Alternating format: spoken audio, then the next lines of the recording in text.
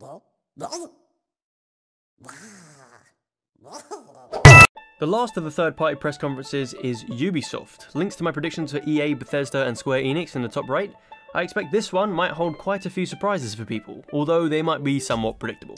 To start things off, we get a dance number from the new Just Dance. By the way, did you know that there's 28 of those fucking things? Seriously, look it up. Ubisoft knows that no one cares about this, it's just another investor thing, but at least they make it as ridiculous as possible for us so it's at least mildly entertaining. We'll most likely get to see some more of Beyond Good and Evil 2, whatever that actually is. Let's talk about that for a minute. Did it annoy anyone else when they announced it last year? Don't get me wrong, I was super excited when they initially announced it, but as time's gone on, it's evident that it's not even Beyond Good and Evil. They basically said at the conference that they didn't even know what the game was going to be, so they were going to work close with the community to develop it. It was all so weird, and it sounds like an MMO now as well. Now look, I know I probably sound a little bit harsh talking about a game that we know nothing about yet, but I think we've seen enough to know that the only thing tying this to the original game is its name and the fact that there are humanoid animals. It'll probably look cool anyway, I'm probably completely wrong, but it's not really what I wanted for the series.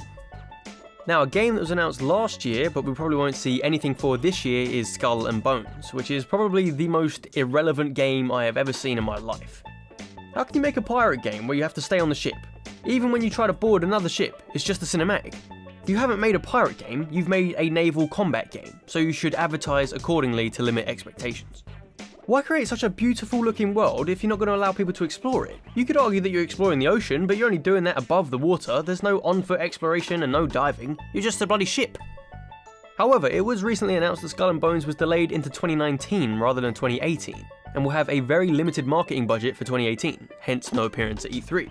This probably has something to do with Sea of Thieves being a disaster. Maybe they realise that people actually want content in their games, so take a year off Ubisoft Singapore, come out in 2019 and really impress me. One thing that might have been obvious in previous years, but is a bit up in the air now, is Assassin's Creed. Will we see another one this year? It was on the Walmart Canada listing, but I doubt it. Origins is a big success for Ubisoft. They've said that they wanted to create a long-lasting experience for the players, which essentially means more DLC. So I expect that's exactly what we'll get. Just another DLC expansion. I think they may have learned their lesson after the low sales of Syndicate. These fucking lit! Let's talk about some surprises now. Well, is it really a surprise if Walmart's already spoiled it? First surprise is The Division 2. Does anyone even want this game? I know the first one sold really well, like really well, but it just looks so void of any kind of imagination or fun. That's just my take though, I bet it was probably quite fun to play with your friends or something, I don't know, let me know in the comments if you liked it, it's good to get a new perspective on these kind of things.